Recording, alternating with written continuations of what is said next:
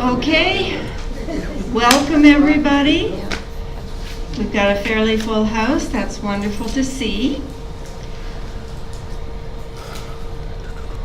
So this is our agenda for tonight. We're going to do a few announcements, then the feature speaker, Danielle. Do a break and then some branch reports, some announcements interspersed with some stuff about the conference. And who went to the conference? Who actually got? 1, 2, 3? Guess what? You're going to be on tap. I want to know the best lecture you went to.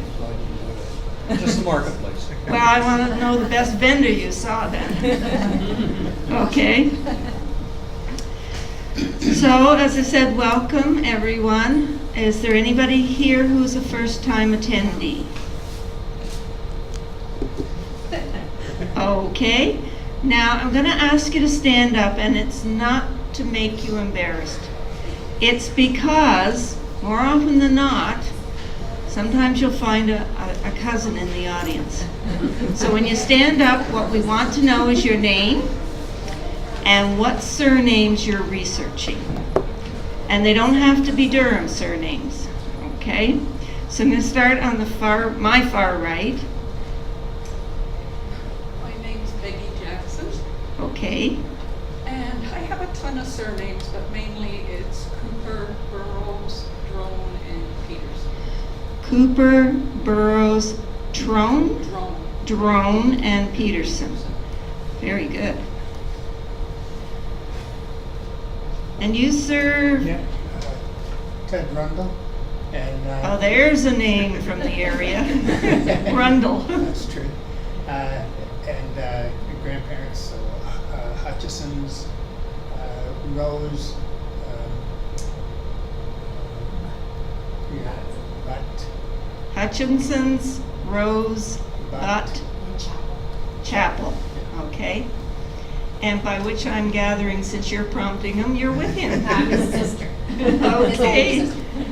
Ted, have you been putting up all those great Oshawa films? Yes. They're terrific on Facebook. So where has Ted been putting up the great photos? On Vintage Oshawa. Vintage Oshawa. They're amazing. I don't know. So we have to go look at Vintage Oshawa. Wonderful. Through Facebook. It's Facebook. Yeah. And, Facebook, also yes. on YouTube as well.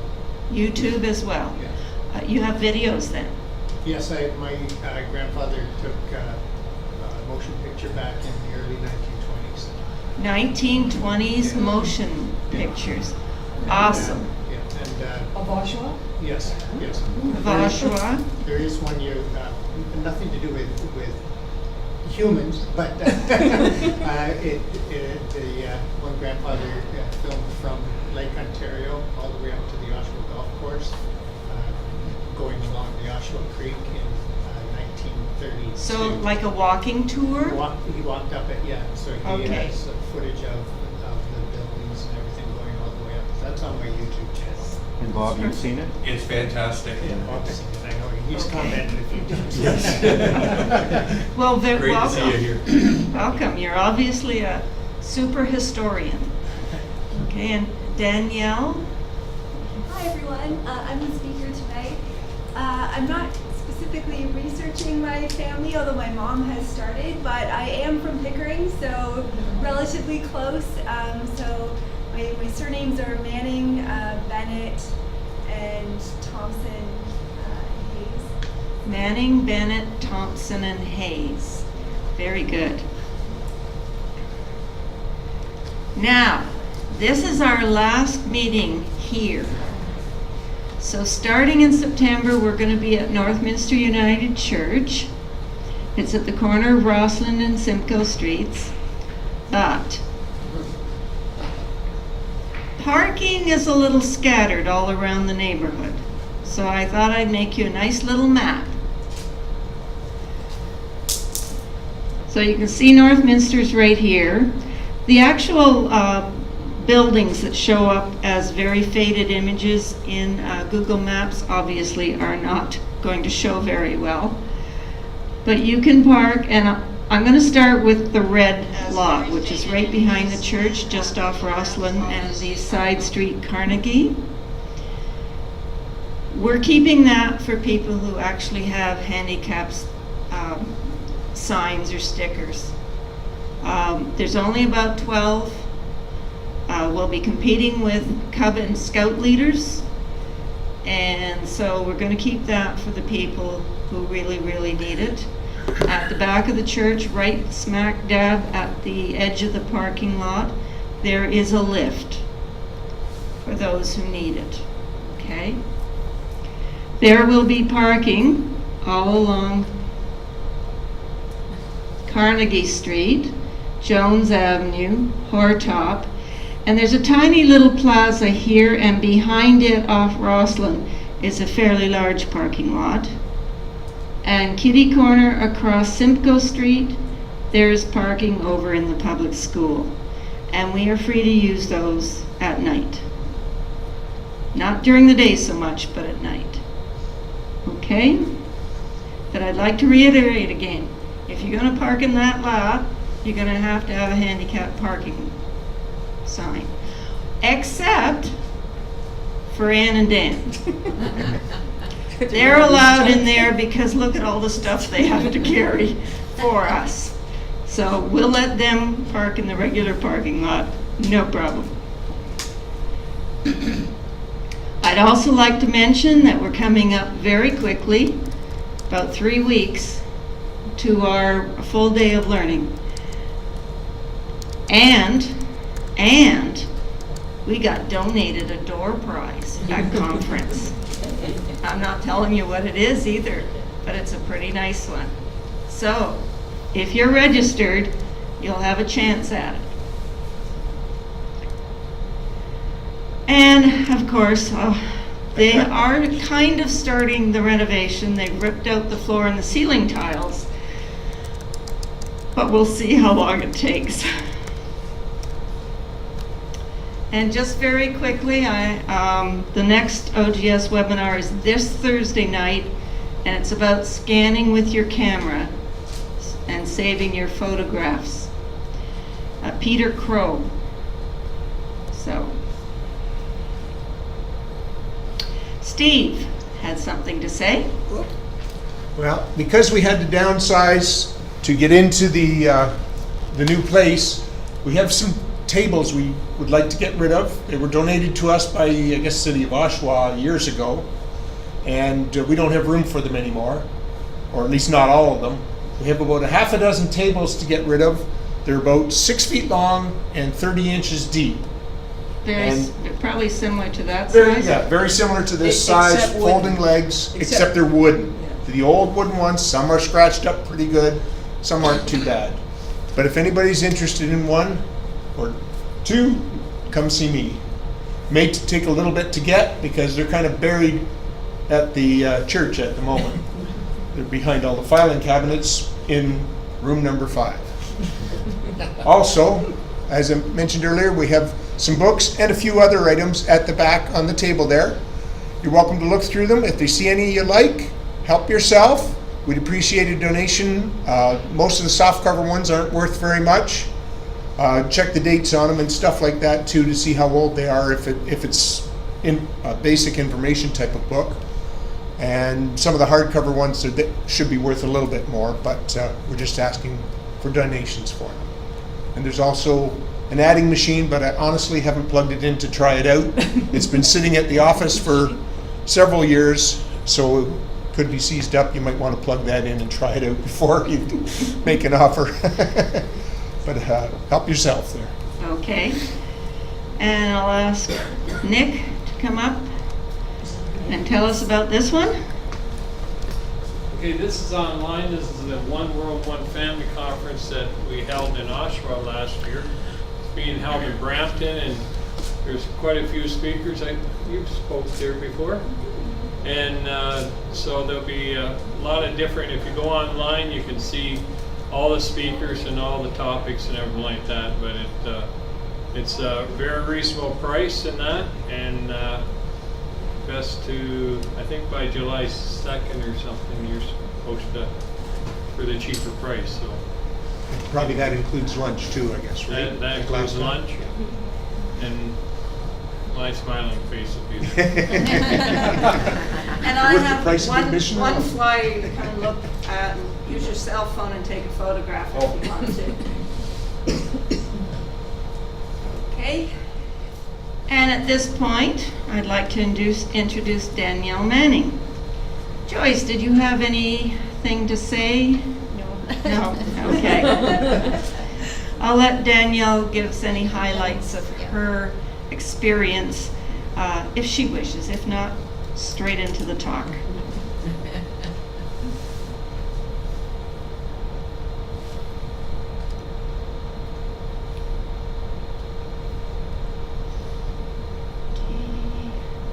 Slideshow. Do you need a presenter view? No, that's okay. Okay. Okay. And forward and backward and a very, very Tiny laser. Perfect, thank you so much. Tiny bit. Hi everyone, thanks so much for inviting me here this evening.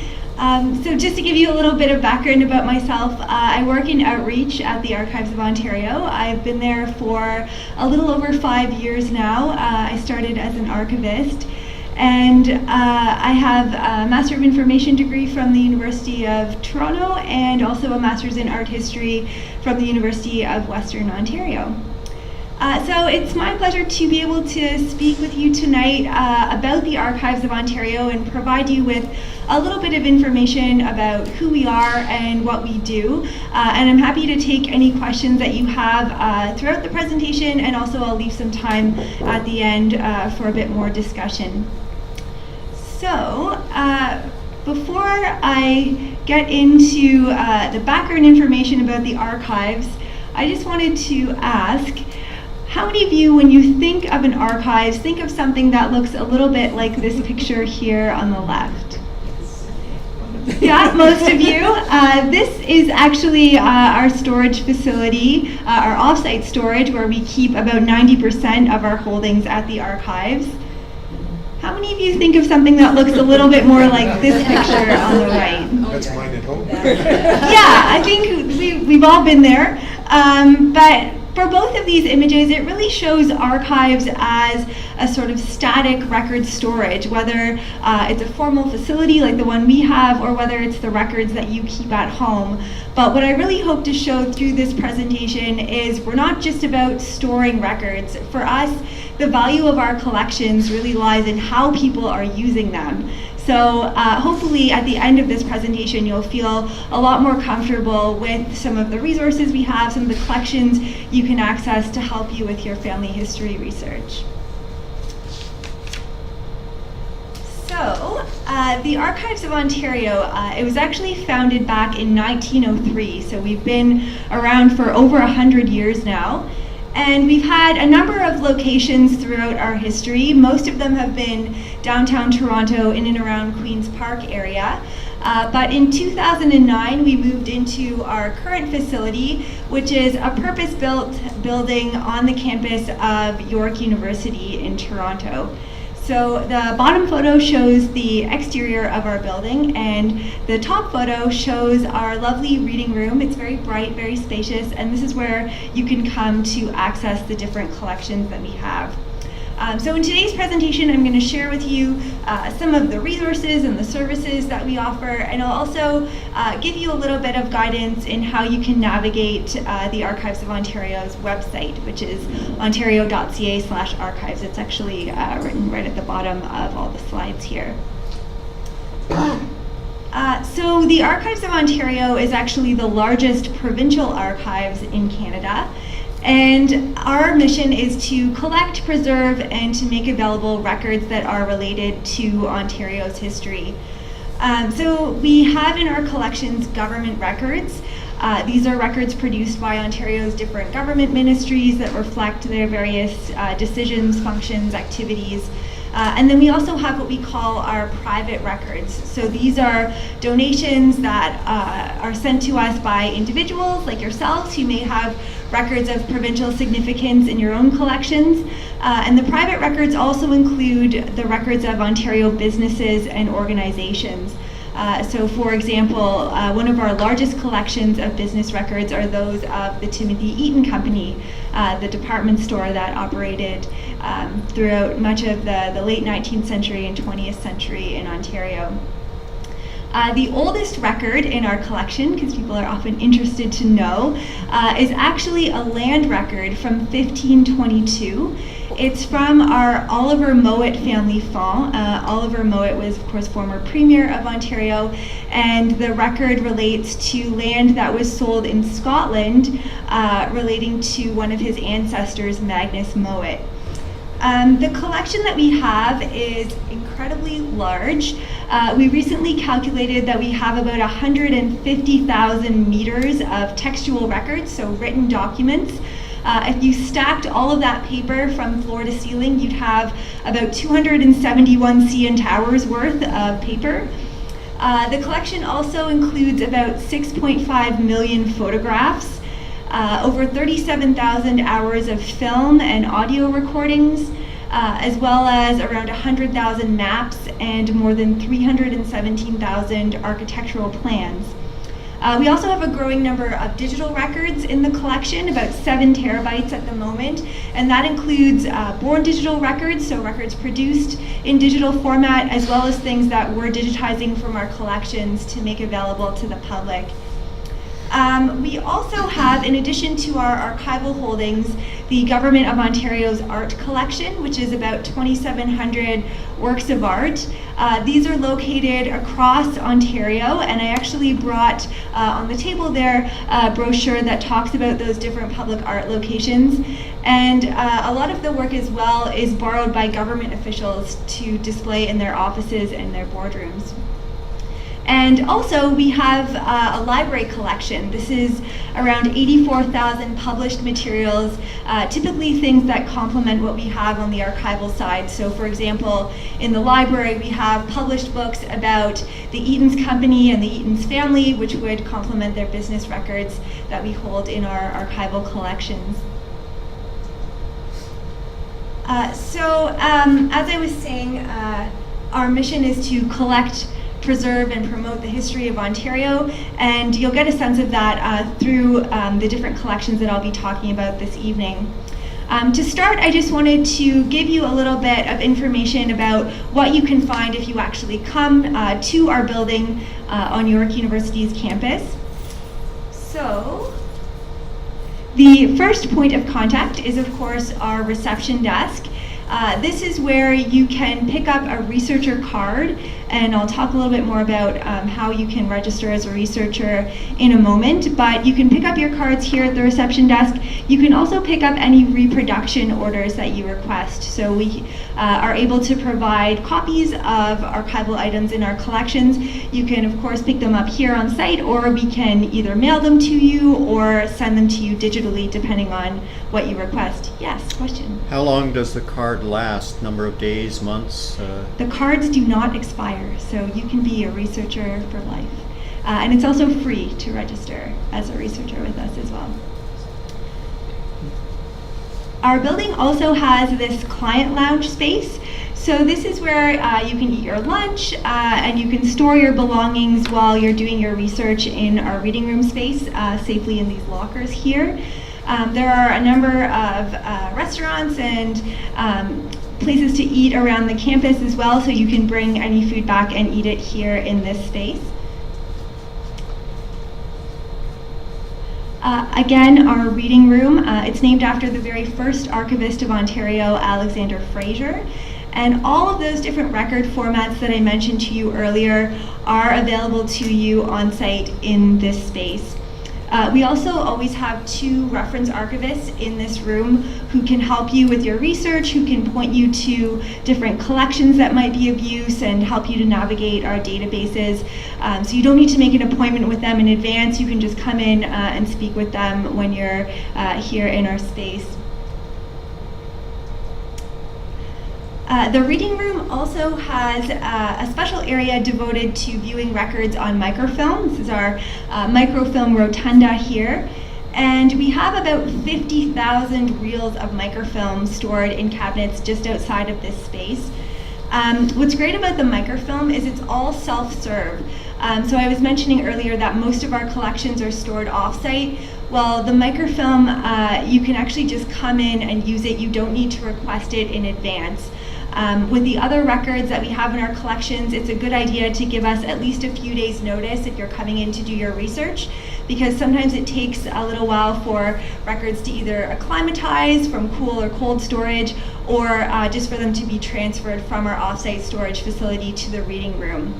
But with the microfilm, you can just come in, you can use the various indexes and tools that we have to figure out which reel number you need, and then you can load it into the digital scanners that we have in this space. We've got about 30 digital scanners in this room, and they produce a much better quality image than some of the older microfilm readers. Have any of you used microfilm already in your research? I'm sure lots of you have, yes. Well, with the older readers, they work by shining a light through the film and projecting it onto a screen. But with the readers we have in this space, the digital ones you see here, they actually take a scan of the film. So you can do things like zoom in and zoom out. You can change the orientation of the image. And I also recommend that you bring a USB key with you if you're coming to the archives to do your research, because you can actually save any of the records that you find on the microfilm and take them home with you on your key. So that helps to save on any printing costs. Yeah. I'm full of questions because we remember the old archives with the finding the film and putting it in the reader. Are you young enough to remember that? I am. Yes, and I know the readers can be a little bit tricky and daunting if it's your first time using them, but that is what our staff is able to help you with. They're more than happy to show you how to load the film in the reader, so don't hesitate to ask them if you're getting stuck. As well, the reading room has many kind of genealogy-related resources that you might already be familiar with. Some historical atlases in our reading room, a number of genealogy publications, and indexes to vital statistics records, for example. We have a number of paper-based research guides on the shelves in our reading room that you can access. These are also in Word and PDF format on the website as well, so guides that we've developed to help you navigate things like the vital stats or land records, a number of things that would be of use to family history researchers. And we also have a number of computer terminals in the reading room, so you can access any of our databases on site as well as from home through our website. So of course, I've listed our website here. Oh yeah, question. That last picture made me think when there's a photo on the bottom left there. You said there's, I don't remember, 7,800 movies or something? Oh yeah, 37,000 hours of film and audio. Mm-hmm. Sorry, I knew it was made. Yeah. And is that all digitized that people can look at, or is that all still on film? I wish. Unfortunately, most of it is not digitized, although we are working on digitizing a number of items in that collection, either for preservation reasons or for access.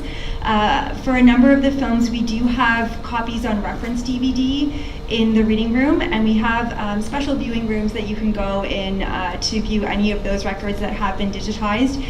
If you want to view an audio record or film that has not been digitized, we will provide you with a reference copy for free that you can access in the reading room. If you want your own personal copy, then you would need to pay for that reproduction. Another good way to access films that have already been digitized is through our YouTube channel, and I'll talk a little bit more about this later on, but there's about 80 films that we've digitized and put up on that channel, and we're planning another bulk upload of films for later this year, so that's one way that you can access some of the film and audio recordings.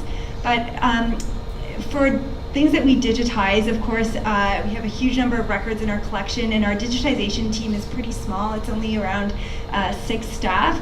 but one of the things that we look at when we're planning our digitization strategies for the year is records that people use a lot or things that are of interest to our customers. So if there are collections that you're really interested in and you want to see them digitized, definitely let us know. This is actually a good segue into our email address here at the bottom, reference@ontario.ca. So if there's anything that you want to see us digitizing, or if you have questions and we can help you with your research, this is the email address that you can use, reference@ontario.ca. So that will connect you with one of our reference archivists, and they can guide you through whatever you need, either collections or resources that can help you. So through the remainder of the talk, I'm going to be focusing on some of the records and resources and tools that we have available to you through our website. This is our homepage here on this slide. Have any of you visited the website before or are familiar with some of the tools? Awesome, I see a few hands, that's great. So the website is really the main portal into accessing our collections. You can use it to search our holdings. You can explore digitized records that we have available. You can also request microfilm through our interloan service. I'll talk a little bit more about that later on. And you can also order reproductions of our records through the site as well. So I'll be chatting a little bit more about some of these services in more detail, but the main thing to remember about the website are these tabs on the left side of the page. Those are sort of the main ways to navigate the more highly used areas of the site. So the main one is the accessing our collection tab, just the second one down here.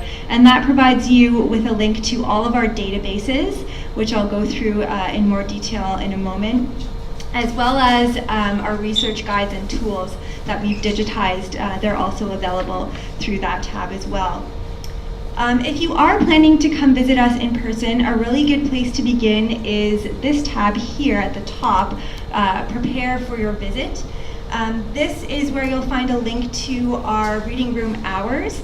So just to let you know, we're open Monday to Friday starting at 8:30 in the morning until 5, and we have late hours on Tuesdays and Thursdays where we stay open until 8 p.m. And we are also open on Saturdays from 10 to 4. So Sundays is the only day that we're closed. You can also find information here about how to pre-register as a researcher. So that ultimately just saves you a little bit of time before you come in to our reading room space.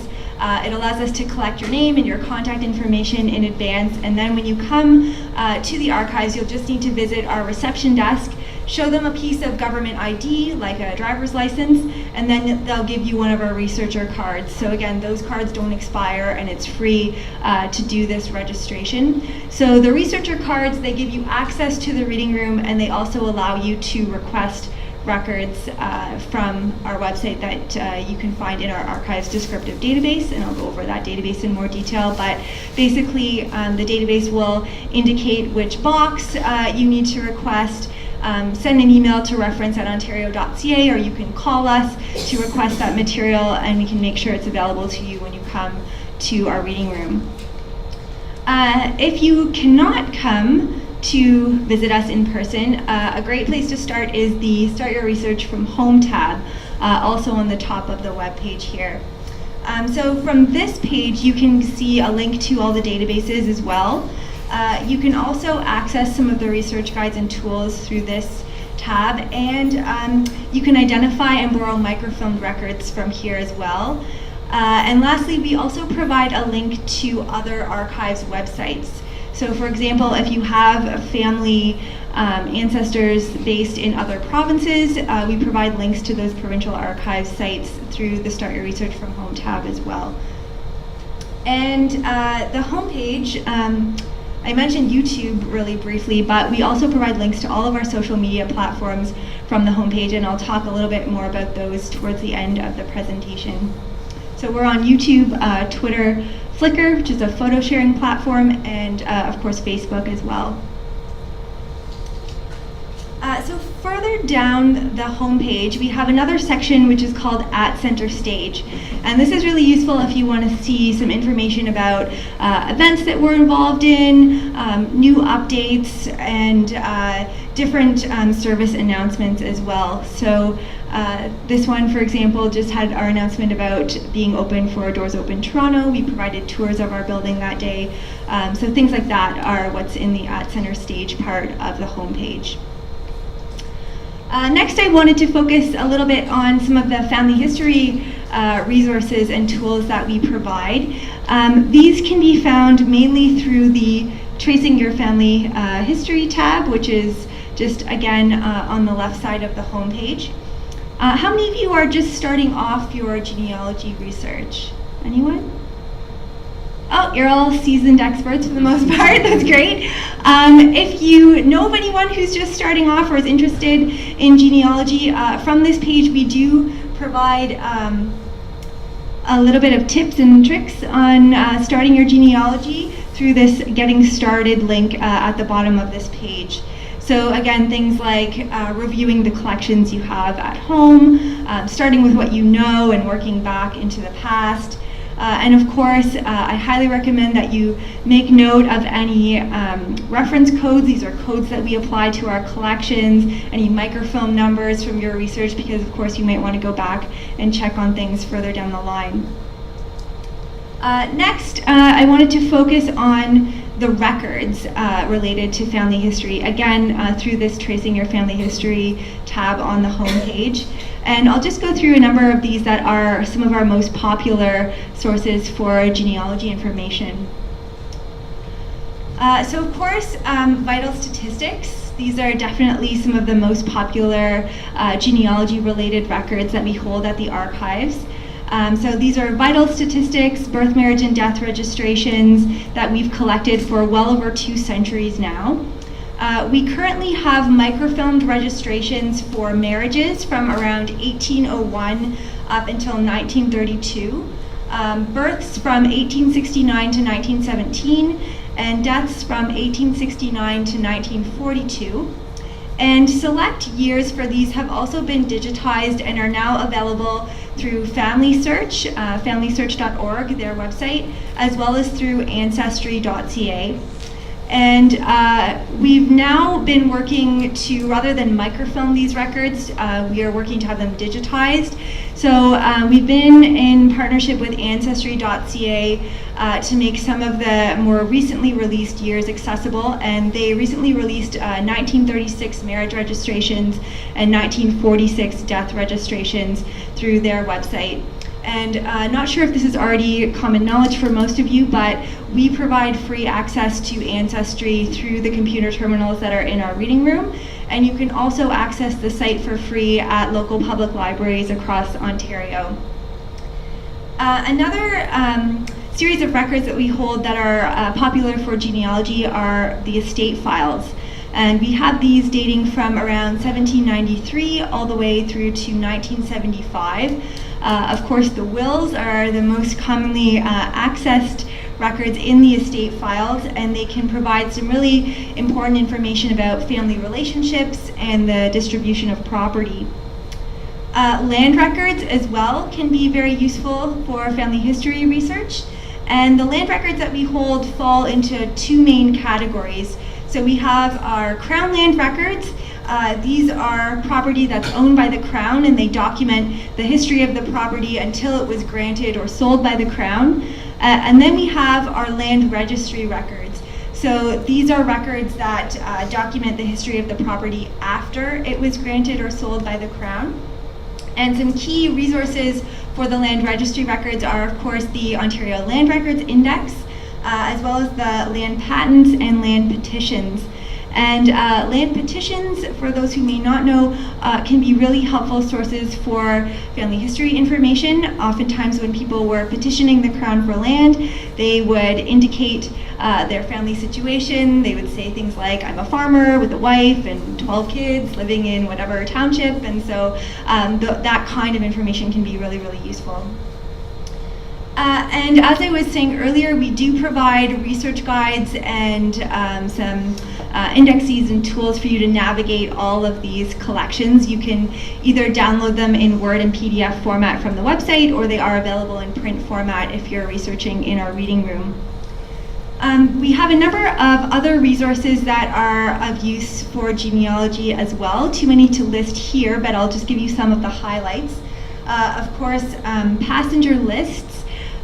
These are typically things that would be held at Library and Archives Canada, immigration being a federal jurisdiction, but we do have copies of passenger lists on microfilm in our reading room. Also, things like maps and tombstone recordings, church, court, military, hospital, some school records, and we also have city directories and voters lists within our library collection, so those can be of interest as well. So just a little bit of information about our microfilm interloan service. This is a service we provide where we will send microfilmed records in our collections to your local public library or family history center if you're not able to come to the archives in person. We don't charge for this service, we offer it for free, but there may be some costs depending on what your library's interloan policies are, so you might want to check that first. Also, from giving this talk previously, some people have notified me that oftentimes public libraries might not have microfilm viewers. So be sure to check that as well before you request the film, because we wouldn't want you to have it and not be able to access it anywhere. Just to let you know, the loan period in Canada is 4 weeks. If you're requesting it to be sent to the US, it's 5 weeks, and 6 weeks if you're having it sent internationally. This is a really popular program. We probably send around 32,000 reels of microfilm each year through the interloan service. So it's a really useful way to access some of the genealogy materials that we have in our collections. Just to give you a sense of some of the records that you can access through interloan, both government and non-government records are available through this program. This slide indicates some of the government records that you can access. Of course, the vital statistics, so the birth, marriage, and death registrations I talked about earlier. Court records, you can also access some court records that we have on microfilm. These are everything from some minor criminal charges through to district administration to some wills and probate records. Municipal records. We have some municipal records on microfilm through the interloan program as well, primarily those created between 1845 and 1900. And these records include things like assessment and collector's rolls, local census records dating prior to 1851, voters lists and poll books, and also some local town and township council records.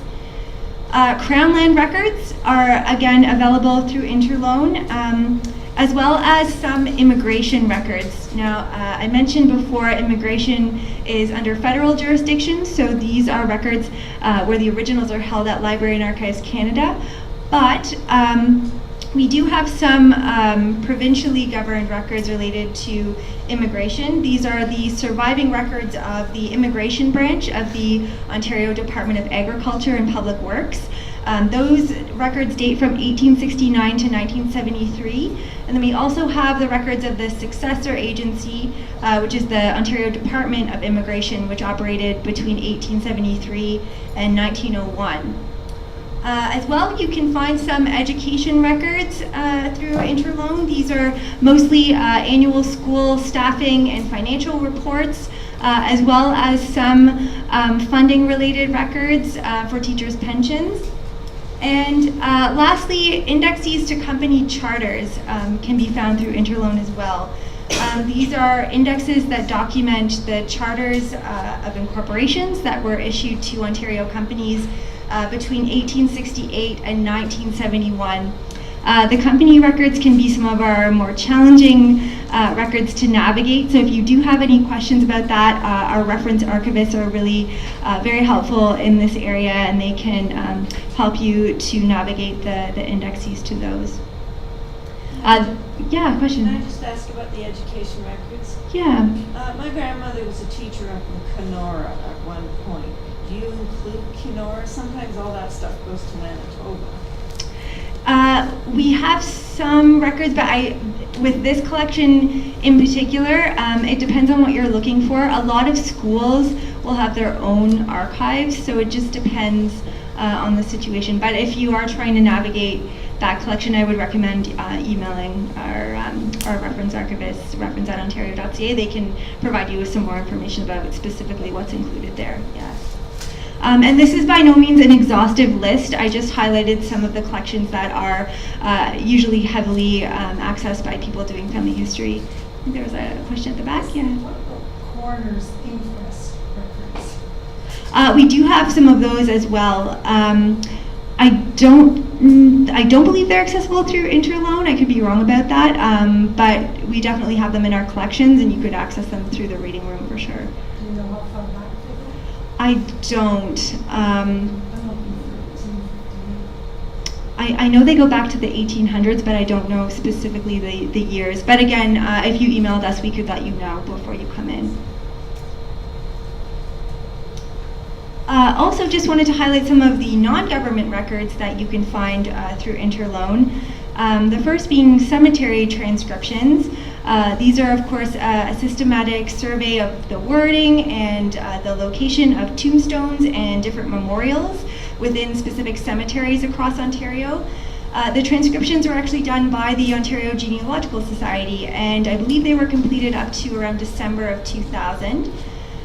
Also, you can find a number of church records. These are both original and copied records from more than 60 Ontario churches. And the records in the collection are incredibly vast. They include everything from things like sessional minutes, annual reports, deeds and financial records, as well as communion rolls, birth and baptismal records, marriage and burial records.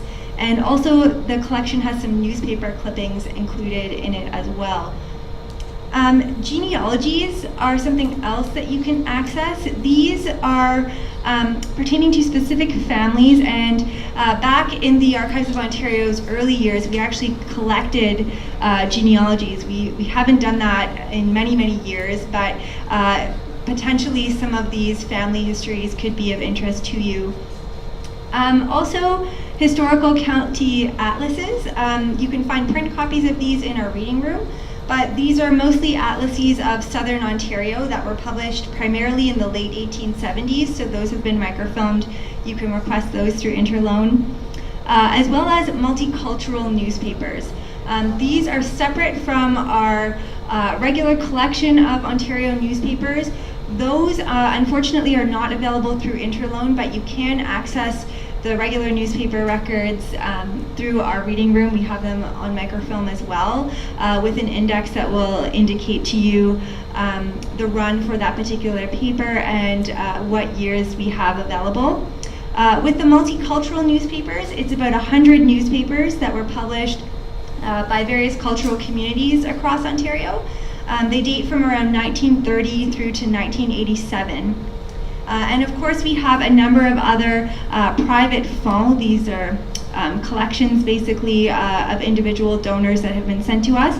So archival collections are always organized by a creator. So a useful search tip is to always think about either the individual or the organization, business, government body that might have created the records that you're looking at. And we list these by creator through the Microfilm Interloan page of our website. So you can see all of those options as well. Next, I wanted to talk a little bit about our digitization loan program. This is something that we started back in 2014. And this is when we started a pilot program that would allow libraries and other small archives across Ontario to be able to borrow records that are in our collections, digitize those records, and then host them on their own websites. So for us, it was a way to make some of our collections that are more relevant to these local communities in Ontario more accessible to audiences that are based in those communities.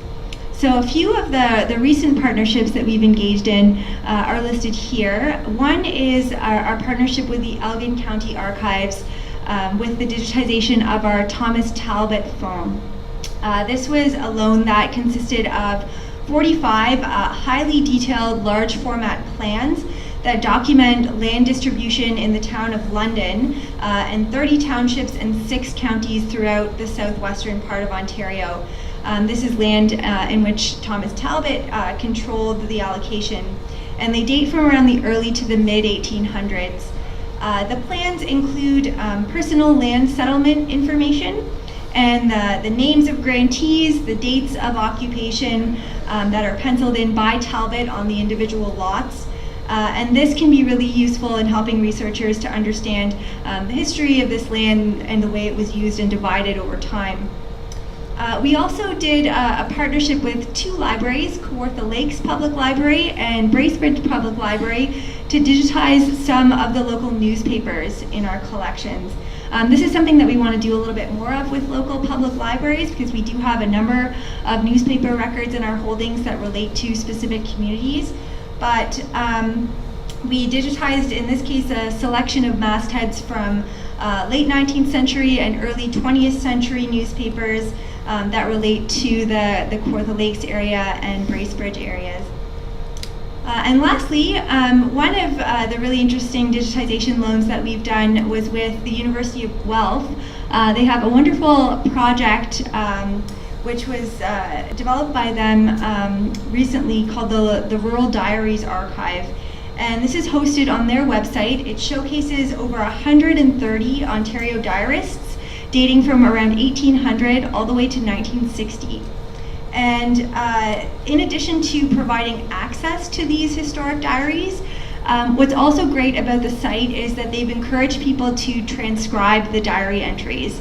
So it's a way of making some of the archival material more easy for people to access and to understand.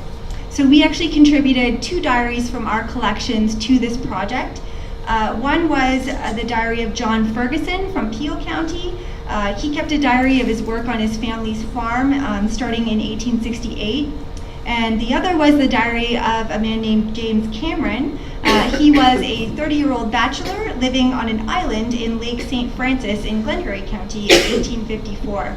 So there's lots of really interesting diaries that you can find through the University of Guelph site. Next, just wanted to give you some insight on searching the main database, which lists our archival holdings. This is our archives descriptive database. So for those who might be new to doing archival research, it's a little bit different than searching a library catalog. With a library, you typically have one entry pertaining to a specific resource or publication, but with an archive, sometimes you have multiple levels of description. So the highest level of description is the fond or collection, the collection as a whole. And again, everything in our holdings is arranged by creator. So whether that's an organization or an individual, the browse by creator function below is a really useful way for navigating the database if you already know that specific person who created the records that you might be interested in. So then the fond or collection is broken down into what's called series or sub-series. These are groupings of records within the collection that have either a similar theme or a similar format. So sometimes all the photographs might be grouped together, or perhaps all the correspondence records, things like that. And then within each series or sub-series, you have the file or item level. This is the lowest level of archival descriptions, so they indicate the specific items or the specific files that make up a series or sub-series. So there are 3 ways that you can search the database. The first is just a basic keyword search. As a tip, if you use the asterisk key after putting in a keyword, like for example, transport, and if you have an asterisk after it, it'll search for everything with that root word. So transport, transporting, transported, so it helps to broaden your search a little bit. Again, you can browse by record creator as the second option, Or what I like is the advanced search option. This gives you a number of different ways to access the collection. You can input keywords within the title of a specific collection or series. You can also enter specific reference codes. So these are codes that we've applied to our collections. There are things that start with RG for record group if it's a government record, or it will start with an F or a C for font or collection if it's part of our private donations. And these codes, if you make note of them as you're doing your research, the quickest way to look at that collection again is to go into the advanced search and put in that reference code. You can also search for records that are specific formats. So if you're just looking for maps or you're just looking for architectural plans, you can indicate that within the advanced search option too. We have another database called Biblion, which is our library catalog. So this is specifically for searching the library collection. Unfortunately, it is not a lending library, but you can access all of the library material on site in our reading room. There are a number of ways that you can search the database by basic keyword. You can do a name search if you know the name of the author or the publisher. You can do a title or series keyword search, or you can search by subject. We've applied Library of Congress subject headings to all of our entries, so that will be picked up through a search as well. And everything has a call number applied to it too. So if you make note of the specific call number of a book, then you can also use that to search. Yeah. So these are not available on interlibrary loan then? No, unfortunately the library materials are only accessible on site through our reading room. You can place your requests if you're in the reading room. All the library items are stored in a vault that's on site. So those materials we can usually retrieve within about an hour of you placing your request. So it's much quicker than for if you're trying to access some of our records from the archival side that are in off-site storage. Third database is for the Government of Ontario Art Collection. We do provide thumbnail images and kind of low quality JPEG images that allow you to see what's in this collection. As I said, most of the works are borrowed by government officials for their offices. It won't tell you where the works are necessarily, but it will allow you to see what's in the collection. And you can do searches by keyword, you can search by the name of an artist, and it will provide you with an image that you can look at. There are certain cases where we don't have copyright to those images, so sometimes in this database you will see a notification saying image not available, but it'll still provide you with all of the information about that work, title, artist, date, things like that. Lastly, a really useful tool is the visual database that we have.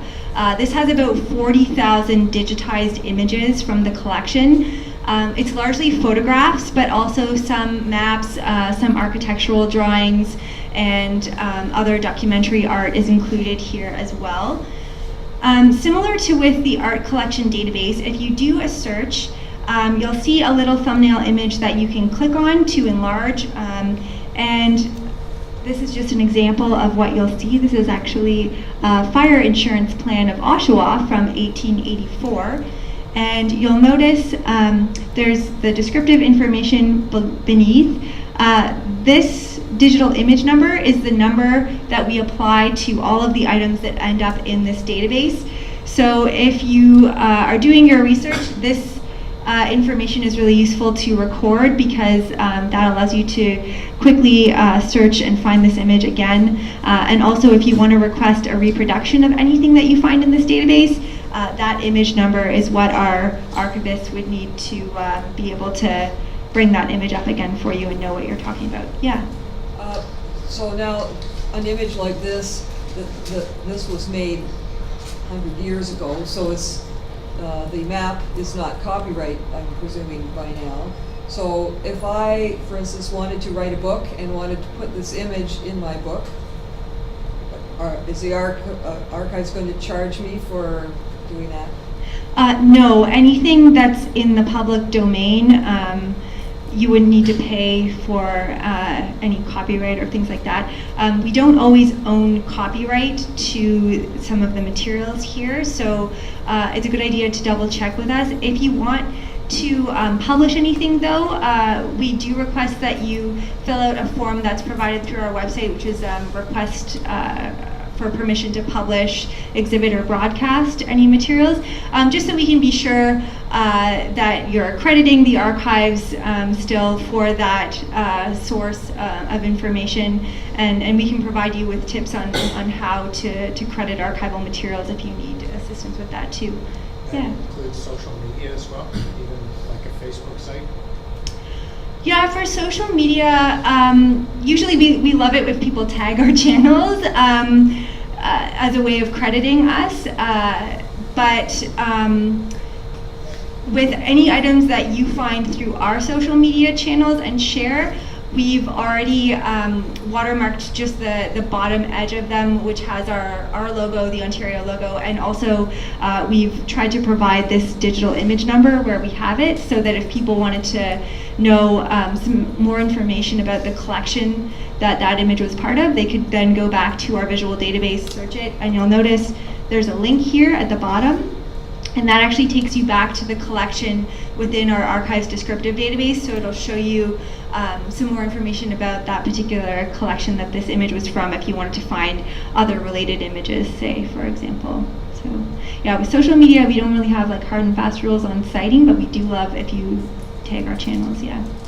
So the difference would be that usually people are linking to your site for the picture, rather than if you're going to put it in a book or something, that you would actually be making a copy.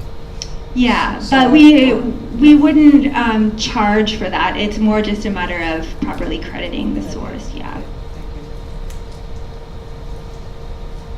So I also just wanted to share with you a few Oshawa-related images that you can find in our visual database.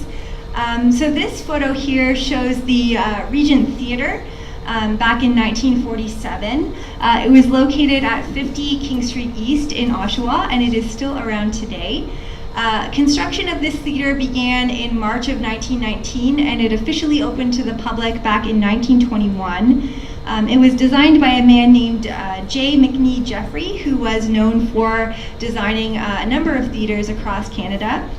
And since 2009, the building's actually been owned by the University of Ontario Institute of Technology here in Oshawa, and it's had a number of renovations over the years, but it still screens films there today. This is the auditorium of that same theater. And it was actually built with a number of really interesting and innovative features for its time, including an air conditioning system, which consisted of fans blowing air over these racks of ice. And that was when it initially opened, and then in the late 20s they updated that system, so it was then a system that pumped cold air throughout the building to keep it nice and cool in the summer. And the building also had some really amazing acoustics, and the lighting was also thought to be particularly innovative and actually improve the quality of the images that were shown on the screen. What's also really interesting is that when the theater was first constructed, there was a really big possibility that movies were just going to be a fad. And so what they did was they designed the original movie screen so that it could actually be pushed back and moved to the back of the stage, and the stage could then be used for live entertainment. So they kind of provided a space for both films as well as live performance. These two photos are from the same collection, our Panoramic Camera Company records that we hold at the archives. The top photo depicts children that were born in Oshawa back in 1924. So they're age 10 in this image to commemorate the city's 10th birthday in 1934. At the time, in 1924, when Oshawa was first established, the population was just over 15,000 people. And the bottom photo here shows one of the annual conferences that was held by the McLaughlin Buick dealers back in 1928. And I'm sure many of you are even more familiar with the McLaughlin Company than I am, but when the automobile was gaining popularity in the early 1900s, the McLaughlin family actually connected with the Buick Motor Car Company in Michigan in order to use the Buick engines in their cars. And the automobile production began in Oshawa back in 1907 when the McLaughlin Company produced just under 200 cars that year. And last photo, I saved my favorite to the last one, but yeah, this is super cute. So this is just an example of some of the photographs from the Ministry of Agriculture that we have in our collections. This is specifically from the Agriculture Representative Photo Albums, and we recently digitized these photo albums and added the images to our visual database. So they document a number of agricultural activities across Ontario, things like school and local fairs, like the one shown here, farming practices, livestock, crops, exhibitions, and much more. So this is twins Boyd and Lloyd Airhampton with their twin South Down sheep at the Oshawa Fall Fair back in 1930. So very cute photo. Another really great resource, apart from the visual database, for being able to access digitized material from our collections is through the online exhibits. So you can see the tab I've highlighted through our homepage here. The online exhibits explore a number of different subjects related to Ontario history, everything from the history of agriculture, history of sport, medical history in Ontario, a number of exhibits related to the First World War. There's more than 40 of these exhibits on our website at the moment, so you can see links to just a few of them on this slide here.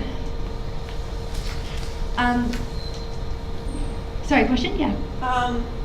Do they remove the exhibits when they feel like the interest is gone, or do they just kind of archive them on another page? Or We've kept most of the exhibits up since they've been created.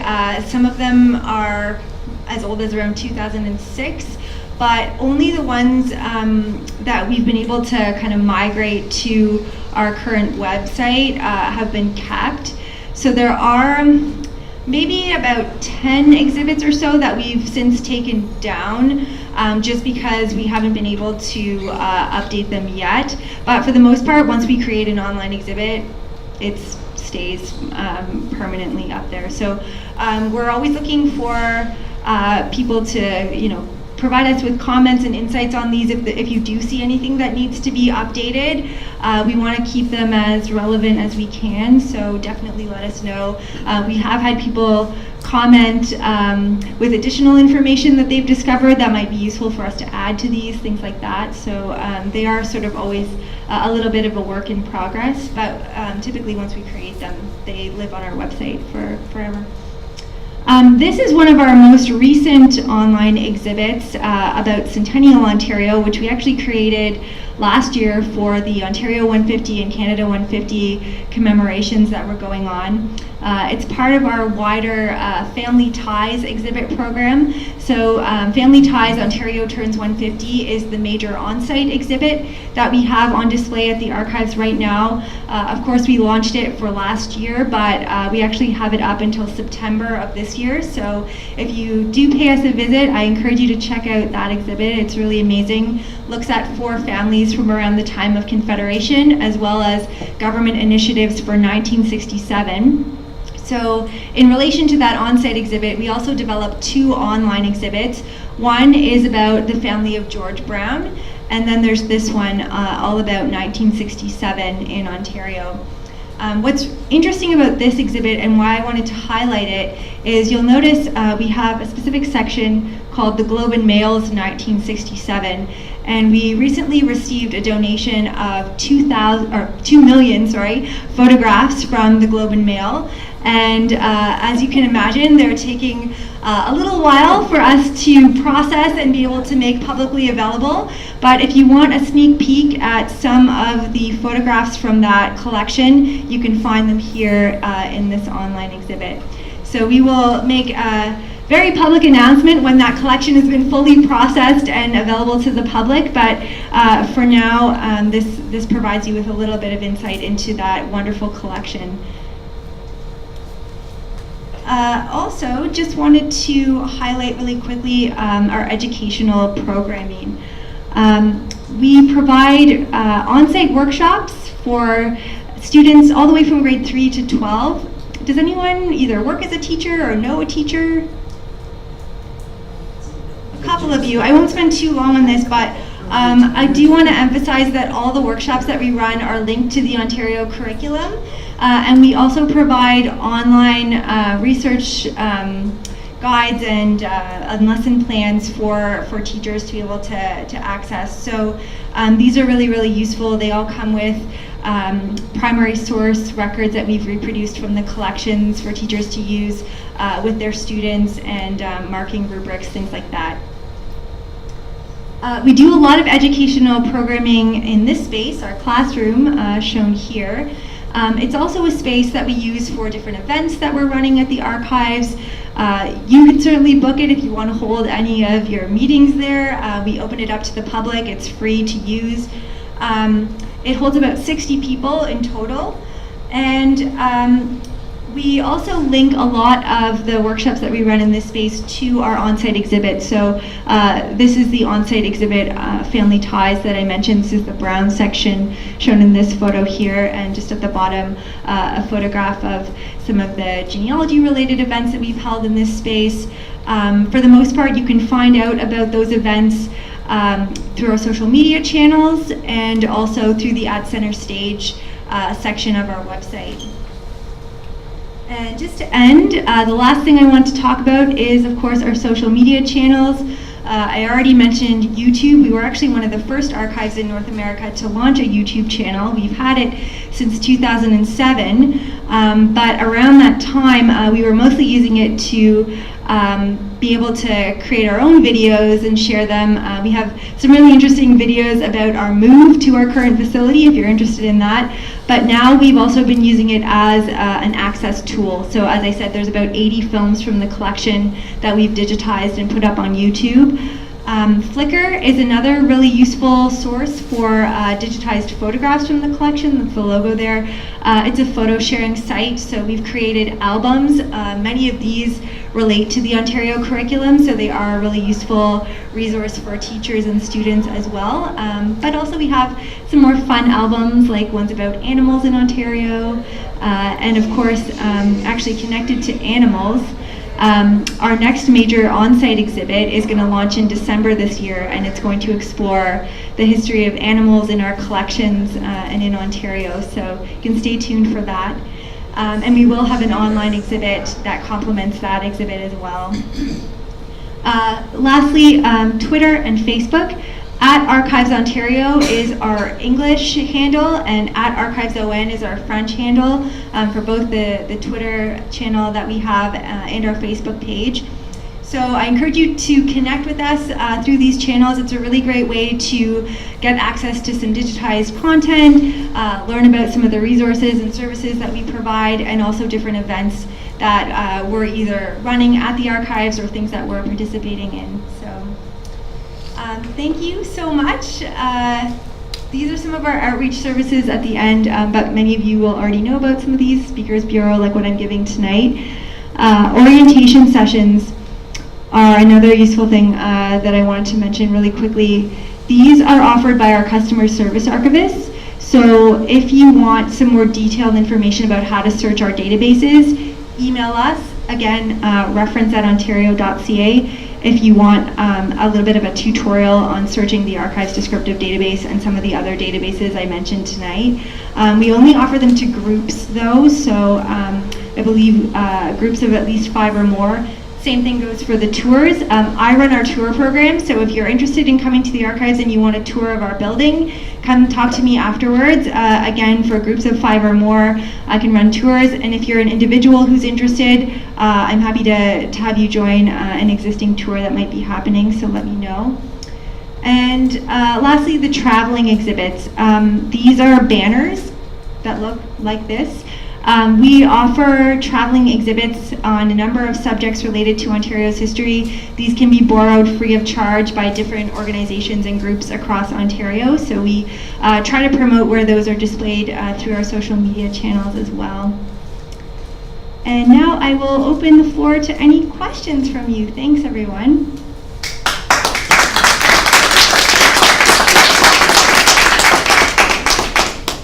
Yeah. Do you ever do things similar to a museum where a museum displays artifacts? Like, do you? I mean, I know you talked about the traveling thing, but I doubt very much that's sending stuff out as artifacts. Yeah, this is a great question. Actually, going back to. 'Cause that was what made me think about that. Yeah, our on-site exhibit here, we've actually borrowed artifacts from a number of Ontario museums to display alongside our records. So for our on-site exhibit, you can see a number of artifacts from places like Black Creek Pioneer Village and other institutions across the province. So we have tried to supplement our records, which are largely paper-based, with artifacts, like 3D items from these institutions. And we also lend things out from our collections as well. Not sure if any of you saw the recent exhibit at the Art Gallery of Ontario, which is called Free Black North, all about 19th century photography of Black Ontarians. And some of the records from our McCurdy collection were actually featured in that exhibit, so original photographs from the 1800s as part of that. So we do loan agreements with other institutions. Usually it would be like with another museum or a space where we know that the record is going to be in a proper climate controlled space. It just depends on the nature of what we're loaning out, but yeah, we do. Do you show somewhere where, like, if I'm interested in that, where I can go to see stuff that you have on display? We often promote it through social media if we have things loaned out for display.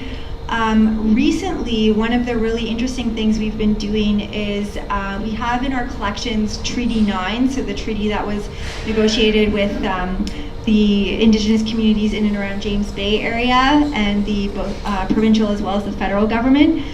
That document, which is on parchment, we've actually been allowing the original document to travel to those Indigenous communities in the north for them to view. We also recently had it on display at OCAD University here. So there are those loans happening all the time. We do try to promote them on social media, but sometimes they're just for kind of specific communities or events that might not be open to the public, so it kind of depends on the nature of the loan and what it is. But anything that's public, you would find it through our social media channels for sure. Sometimes on the At Center Stage portal as well, but definitely through social media. Yeah. So when things are donated to the Archives of Ontario and they go into your collection, are they available free for anyone to access? Yes, all of the collections that we have, they are for the public, they are public records, so there's no cost to being a researcher, and everything that we have is free to view. The only time there would be a cost is if you want a personal copy of something in our holdings. We do charge a fee for reproductions, but it's really just to recoup costs of creating those.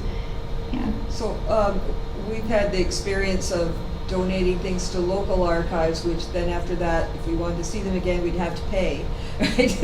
So I'm wondering what types of things should we donate if we have things to donate? Which types of things do you collect as opposed to local archives? Like if something's donated to you and it's not the kind of thing you collect, then do you send it to another archive? Or what? So that's a really great question about donating.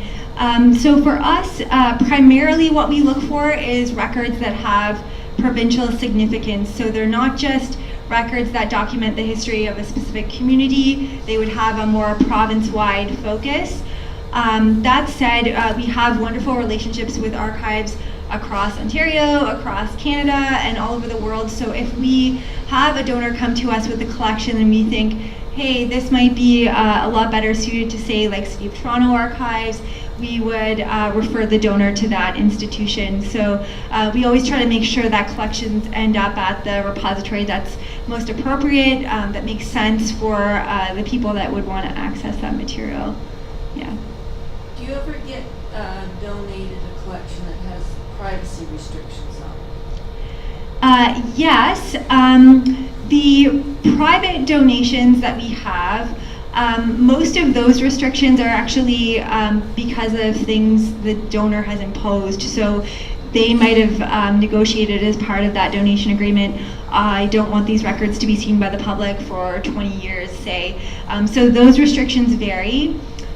With government records, though, some of those items are subject to legislation. So the Freedom of Information and Protection of Privacy Act being the main one, sometimes Children and Youth Services Act or things like that, where we would not be able to make them accessible to the public, except if you go through, you have to place a special request to access them through our Information Privacy Unit. So it's not to say that you wouldn't have access, it's just that we wouldn't just, make those readily available to you in the reading room. You would have to go through a request through the Information and Privacy Unit to gain special access to those. Oftentimes it's just a matter of them redacting or blacking out any personal information, but still giving you access to the records for your research purposes. The other way that you might find records being restricted is if they have any sort of preservation needs, if they have mold or any sort of issues that might need to be treated before we can make them safely accessible in the reading room. Again, it would say that in the archive's descriptive database when you're doing your research, so you would know what the access restrictions are for the records that you're interested in. Yeah. For me? When it comes to newspapers, there's an awful lot of good information, but not all repositories carry all newspapers. The Toronto Reference Library has a lot of newspapers, but you do not? We do have a number of Toronto newspapers in our holdings. I will say that the Toronto Reference Library's collection is more comprehensive than ours, so I would go there first if you're interested in Toronto-based newspapers, but we might have some papers that are different in terms of the years that we have available. Again, all the newspapers that are in our collections are on microfilm in our reading room. Seems to me, wasn't there an initiative, I don't know, 70s, 60s, where they microfilmed anything they could get their hands on? And it's actually fairly extensive, the newspapers you have on microfilm. Yeah, the newspaper collections on microfilm are quite extensive. This is true, and we do have, there's an online index on our website to those, as well as a paper index in our reading room that will tell you the names, the specific years that we have available for those newspapers, and you can figure out what you Now, need. what about maps of good digital quality for downloading? Because you have to do those in sections and then composite them or stitch them together to get a good result, do you not? Yeah, we do have some maps available through the visual database, and one of the things with some of those maps, like for example, we have road maps of Ontario digitized all the way from, I believe, 1923 is the earliest, up to 2011. You're talking about like Shell and FINA and Texaco, those types of road maps? Or? Yeah, like the road maps that you could use for travel, basically. And those are digitized in the visual database, and they actually have a zoom feature, so you can zoom in to particular areas of them. There is one old railway map of Ontario, which we've also put on Flickr as a printable poster, a shareable, that people can actually access. So that is quite high resolution. But the images in the visual database, for the most part, they're just JPEG images, so they're not super, super high res. Most of them are around the same level of detail as what you could see from that photo I showed of the two twins with their twin sheep, that kind of thing. But if you want a really high quality resolution copy, we can provide that to you. We just would have a reproduction fee associated with I just that. wondered if they were good enough to read the fine print. And Yeah, with the zoom feature, you can really see a lot of detail. You can zoom in on a number of the maps that are in the visual database, as well as that fire insurance plan I showed you. A number of those have a zoom feature to them too. And one last issue goes back to what Ann was saying. We've had 2 libraries, one in Peterborough and one locally, that have been getting rid of their historical resources and giving them to the museum. Once the museum has them again, you do not have access until you pay. So I find that deplorable. I just thought I'd mention that. Yeah, I didn't realize that. And put it on our video stream. Yeah, I'm glad you let me know about that. I mean, for us, anything that we have in our collections, you don't have to pay to access it. Right. Yeah. We're finding more and more libraries are going in a different direction and getting rid of a lot of their stuff. Yeah, I know. Well, space is always an issue at any facility, and we are quite lucky because our building is quite new, so we obviously designed for having space to build our holdings. But A local old book seller in Peterborough, I asked him about the Bata Library because it's going through extensive renovations at Trent, and he said they're getting rid of about half of their books. But I don't know what books. Whether they're the old histories or not, I just don't know. Right. Our library actually has a number of local histories pertaining to different communities across Ontario, so it's a really good resource for that kind of local history information. Yeah. Is the new subway stop right close to your building?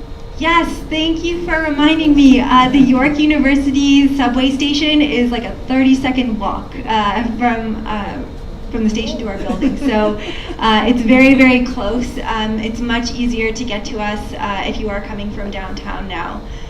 It's about 45 minutes from the heart of downtown up to the archives. It's in the middle of the bus loop. If you've ever been to the archives where they have the bus loop where all the buses stop, the station's right in the middle of that. Yeah. Okay, does that help? Yes. Okay. There is signage to our building from within the station too, so it also makes it a little easier to find. Related to that, I understand parking's kind of expensive around your building? Yeah, unfortunately with the parking, it's all owned by the university. Yes. So it is metered. I believe it's around $15 a day at the lot that's directly across from our building, off of Vanier Lane. And you can also pay by the hour if you're just coming for a short time.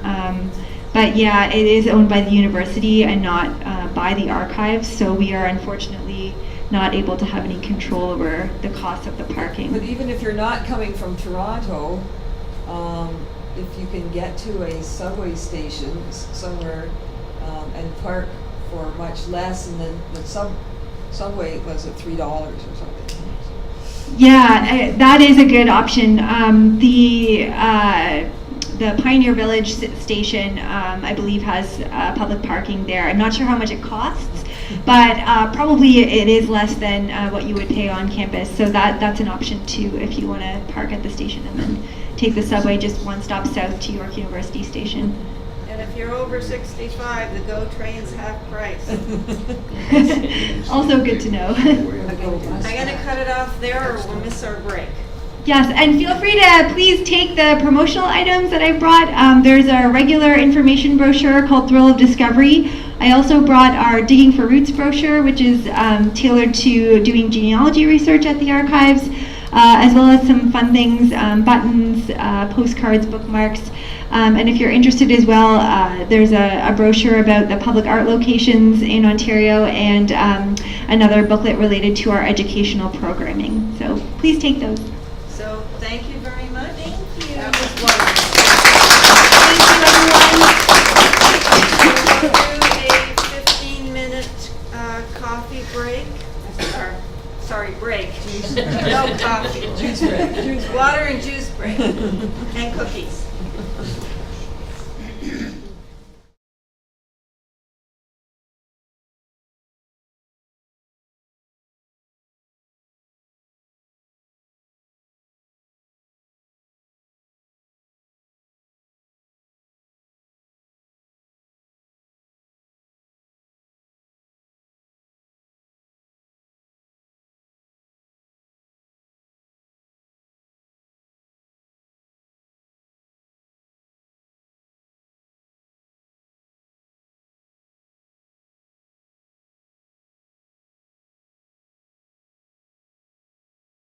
got this week didn't have any names on it. It was just a cemetery order, so. Can you hear me? Yeah. Okay. Hey. Good and loud, right? This down a little bit, okay. I'll read these out and I'll read the date. Remember that if you want to have information that's here. So the first one is the 12th of March, and it came in via email rather than snail mail. And he says, I'm researching my Nay family, N-A-Y, family line, and this evening I'm ecstatic to have found information about a cemetery in the Durham region called the Nay and Staples Cemetery. He attached the Tony reference to it, which has a number of nays on it, and he was just asking for the cemetery and the information on how to get it. So I sure answered that. And that came from Jodine Nay. That is the cemetery. That is the cemetery, yes. It's a little one out in the middle of a farmer's field. He put us on the tractor, we drove out there, and then we waded through the dust. And up about, the cemetery's about this much higher than the farmer's field. So we had to climb up to see the stones. This is the Clarington Abandoned Cemeteries Committee last year. Yeah, it was Lot 31, Concession 8, Clark Township. The next one came in on the 12th of March, and it's from Ronna Lee Fardo. Can you send me the death year of my great-grandmother's sister? Her name is Nellie Florence Thibault. She was born in 1871 in Matilda, Ontario, and she was alive in 1946. And that, again, was the 12th of March. The next one came in on the 23rd of March from Charles Mackenzie. And he's looking for a Noah Taylor who died in Darlington, Durham County, 1860 to 1879. He's been searching for these records for more than 10 years, and he's pretty sure they moved from the US to Ontario, Canada. So Noah Taylor was actually born in Orange, New York, about 1788. It goes into all the children that they had, which has some really unusual names. Philander George, Philinda Taylor, Sylvanus Homer, Sylvester P, Otis, Franklin with a Y instead of an I, and Milo Lee. They were all born anywhere from 1827 to from 1805 to 1827. He moved back to Canada and died there in the mid-1800s in Durham County. The second one he was interested in was James Kidd, K-I-D-D, born in Derry, Northern Ireland, died in Teshkamouth Township near Cookstown, Ontario, outside of our area. Married Matilda Morgenstein. He just wanted to be directed to sources, and again, that was the 23rd of March, Charles Mackenzie. The next one came in on the 25th of March, and it was from Michael Ewing. I've been looking for the parents or siblings of Asa, A-S-A, Curtis, or Asa Curtis, born 1815 in Whitby, for some time now. I've been unsuccessful in finding land or probate records that provide a relationship to any other Curtis, C-U-R-T-I-S. He married Rachel Barden, probably about 1838, and was in Whitby by at least 1841, when his eldest known child was born. It appears, though, that he is listed, then crossed out, heritage, that his father was likely born in the U.S. through Asa gives his own birthplace consistently as Ontario. DNA seems to indicate a connection to John B. Curtis in Hamilton Township, Northumberland, but John B. appears to have married and begun having children in 1819 or so, too late to be Asa's father. Both Asa as well as the family of John B. Curtis in Northumberland were all initially listed as Baptist. Any pointers would be much appreciated, and that's Mike Ewing on the 25th of March. The last one came in on the 29th of April, and it's from an Ian Sumpter. Greetings, I'm searching for birth and death dates for John Sumpter, S-U-M-P-T-E-R, whom the OCFA database indicates is buried in Bowmanville Section M Cemetery. Durham County, Darlington Township. The reference number the database gives for him is WO1527. I'm curious to know if the Durham branch of the Ontario Genealogical Society can obtain John Sumter's birth and death dates and email this information back to me. I'll gladly pay a fee for the service. And again, that was the 29th of April, and Ian Sumter. Thank you.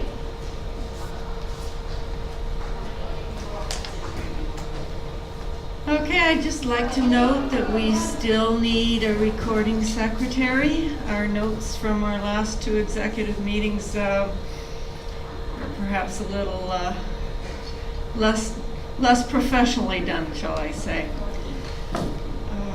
And basically, that's the job of the secretary. One meeting a month, taking minutes, plus the minutes of the AGM that we do in November. And Sheila, do you have a quick treasurer's report?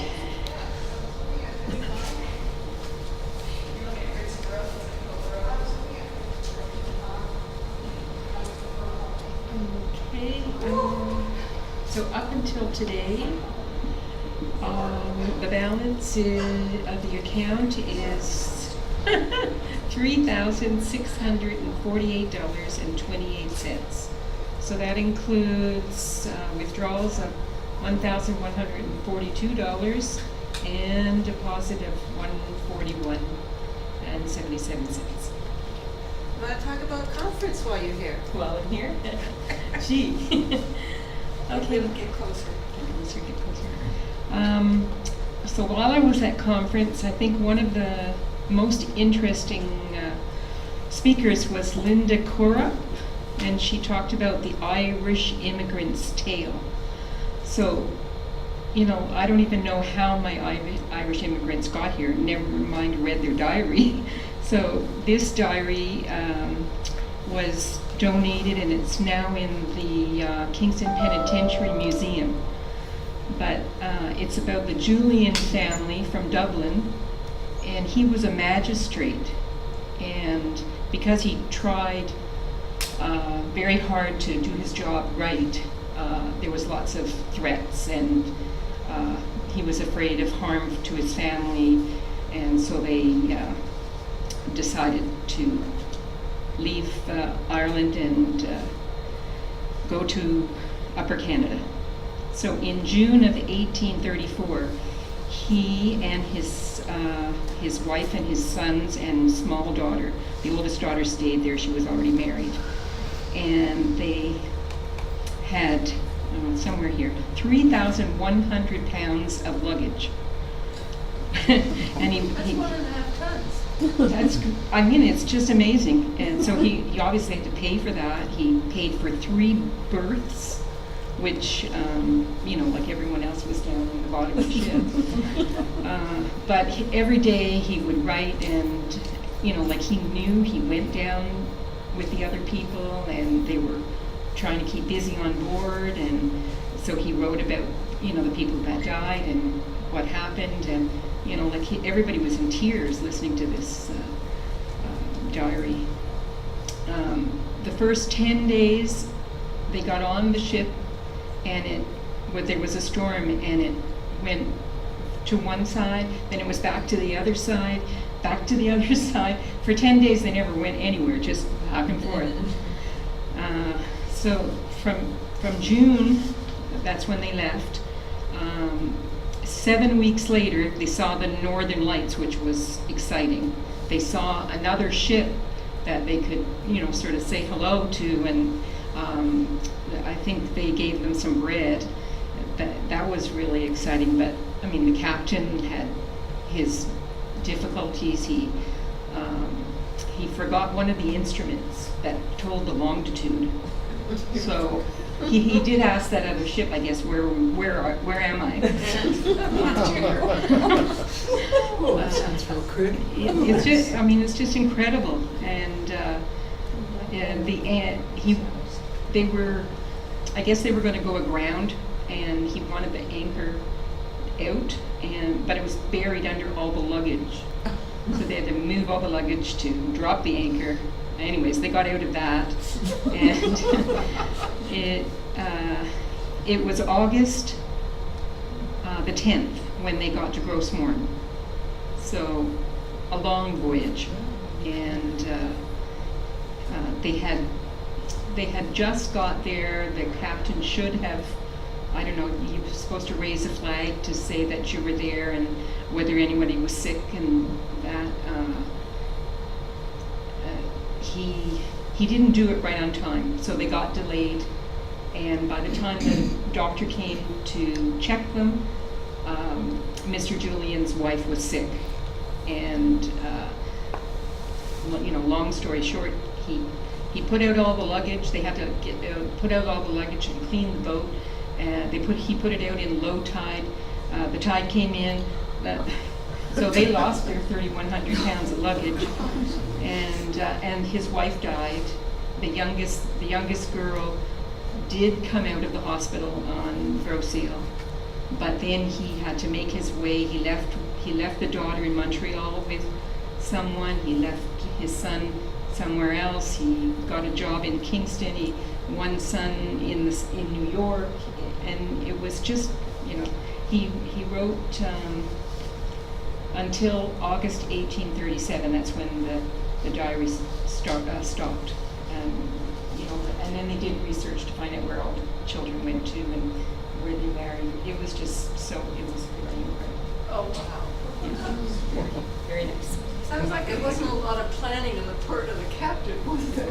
No, there was one thing, all their money she had sewn into her dress, that for safekeeping. But then she got quarantined In the hospital. and the only visitor that went to see her was the captain, and the money was gone, the clothes were gone. So even that money he lost. I think he was a very unlucky man there. Wow. Okay, very quickly. Since we're not here till September, I'll just mention the topics of the And not then. You're not then either. Not here. We're not here in September. there, not there until September. In July, surveying the community, finding clues hidden among the neighbors. In August, crime, prison, and punishment, researching UK criminal and prisoner records online. That sounds kind of interesting. Okay. It wouldn't be any of our families, though. Oh, heavens no. Rarely is. No, it's never any of our families. No. Okay, so I'm not going to talk so much about the lectures I went to. I'm going to talk about a few other things at conference. So there's our banner, our wonderful banner that we picked up last Tuesday morning and took to conference. And I think it looks pretty darn good. Everybody had a good look at it, I hope, outside. So there's Janice Carter, and the gal she's talking to is Kyla Eubink, who is from paper conservation, book and paper conservation company she owns in Ottawa. And I think Dan did a great job. Yeah.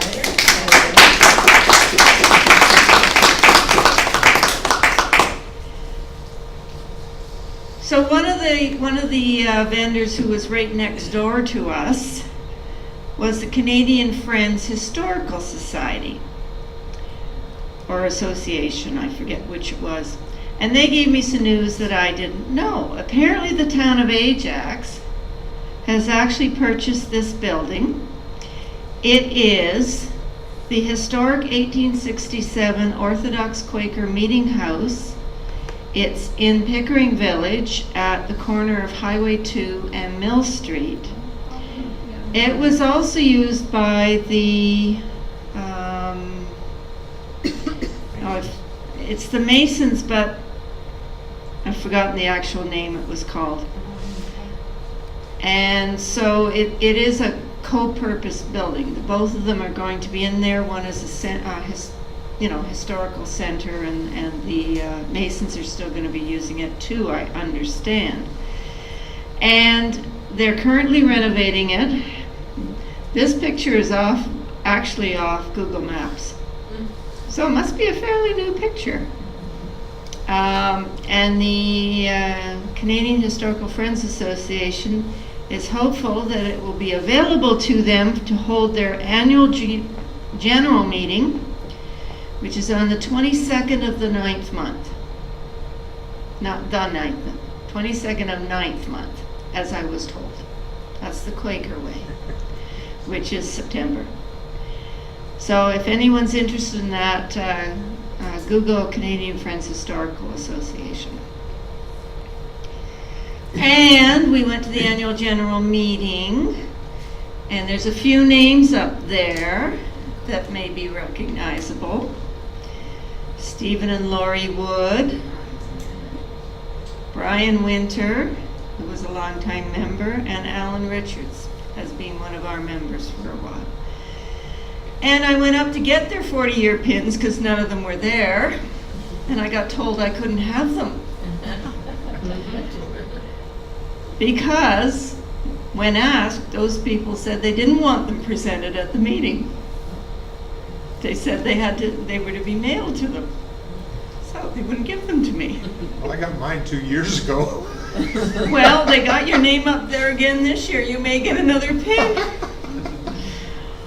I thought you'd gotten yours, but anyway. I wore mine tonight. If you want to actually see it in person, come on up and have a look.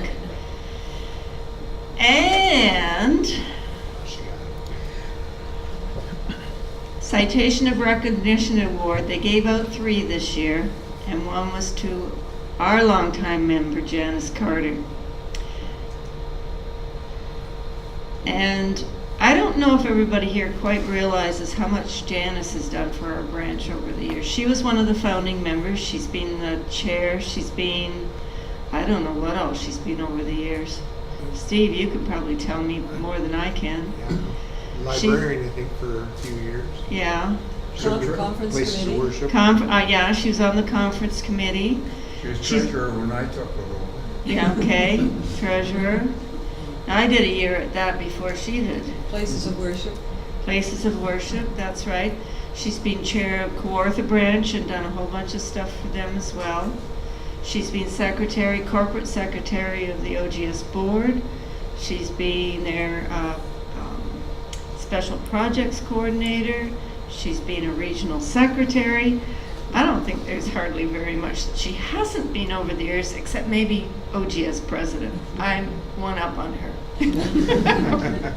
Okay, so there's Patty Mordasevich, the immediate past president now, and 2 members of the awards committee, handing her certificate of recognition.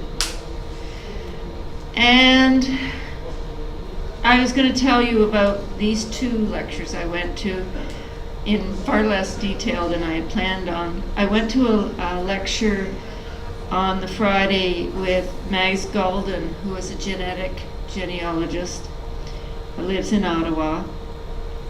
She was looking at the subject of how can you put your DNA information up on a global tree. And by global tree, she meant like family searches, where it's one record for one person, not all individual trees. And so there are actually 4 places, but the one she prefers is WikiTree because it's free. She doesn't keep hitting paywalls, which she does with some of the others. There seems to be more care taken with the actual details of the person and making sure the details are correct and not 3 or 4 people all joined at the hip when they shouldn't be. And they actually have templates there for DNA, which isn't the actual data, rather kit numbers, like the kit number on GEDmatch. And somehow that site uses the tree that you're linking that person to then go out and find results from other people descended from that particular tree. So it was very interesting. And the second one, Dave Obie, who I don't know if you know him very well, but he is certainly being one of the prime lecturers that we get on the Canadian circuit.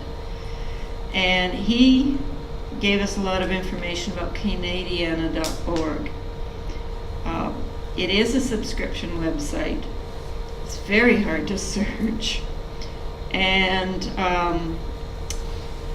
there are certain databases that you have to scroll, as we used to do with the microfilms.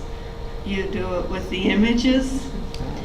But they have some very unique collections. Many microfilms digitized from the Library and Archives Canada that are on no other website. So he felt it was very worthwhile to actually go and spend some time on Canadiana.ca. And late afternoon I went to the board branch and special interest group meeting, and there were several announcements.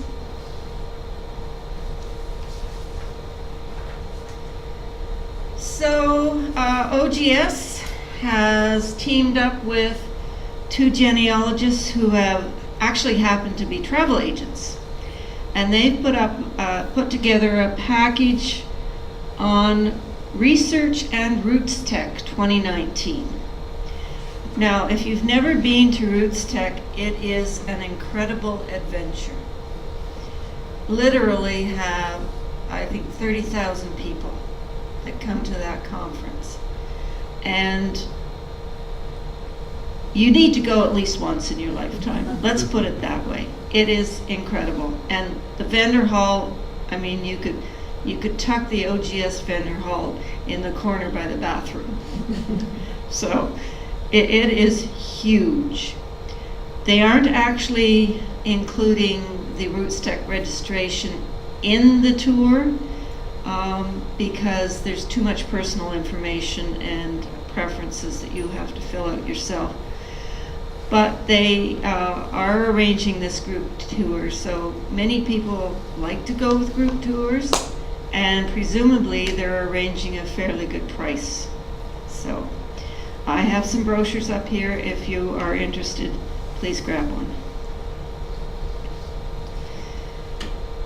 Another thing that came up at that meeting is that the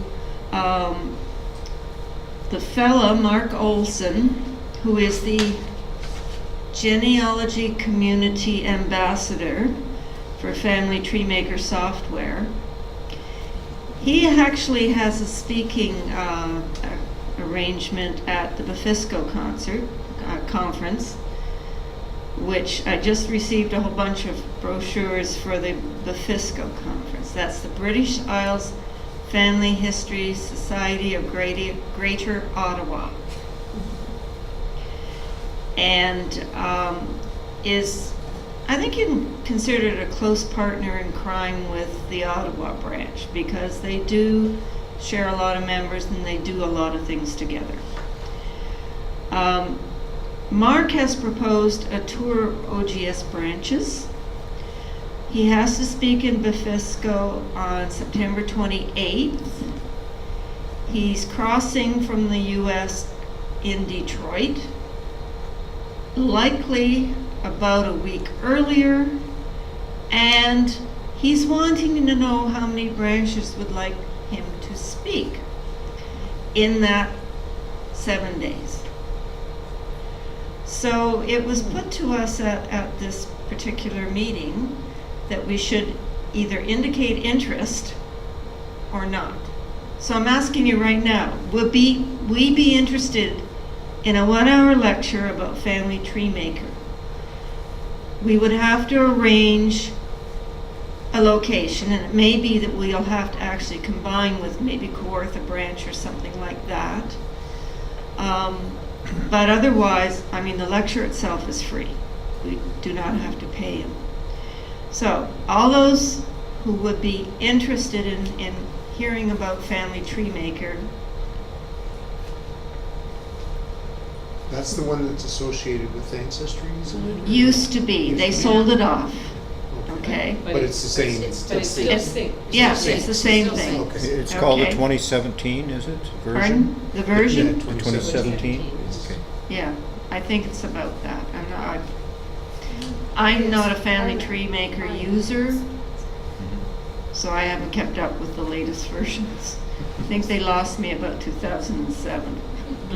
Oh no, about 2003 or 4 when I went to a Mac. So I'll let them know that we're interested. I haven't a date, obviously. It's going to depend.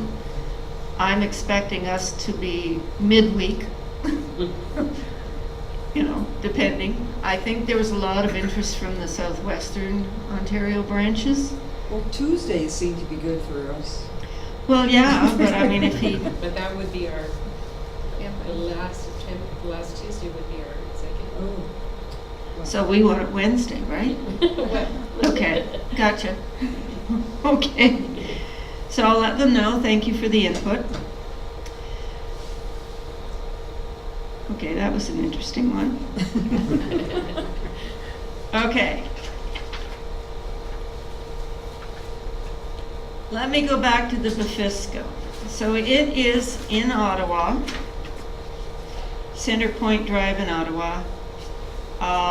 It is family history in Scotland, plus DNA and all that. And I got a terrible Scottish accent, I know. The lectures, let's see if they give me a list. There we go. Sam Allison, Leanne Cooper, Sadie DeFinney, Bruce Dury. Now I've heard Bruce speak. He's good. Mark Olson, and he lives in Scotland. So you have to listen carefully. Mark Olson, Lynn Palermo, and I've listened to her speak. And she's very good, very organized. Shirley Ann Piefinch, I've heard her name before as being at frequent LDS conferences, I believe. And Linda Reed, of course, I'm sure we all remember Linda Reed from Toronto branch.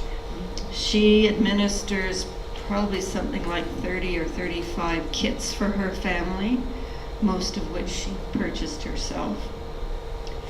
And Diane Southard, who is a DNA, good DNA speaker. We've listened to many of her webinars at our DNA SIG. That sounds pretty good.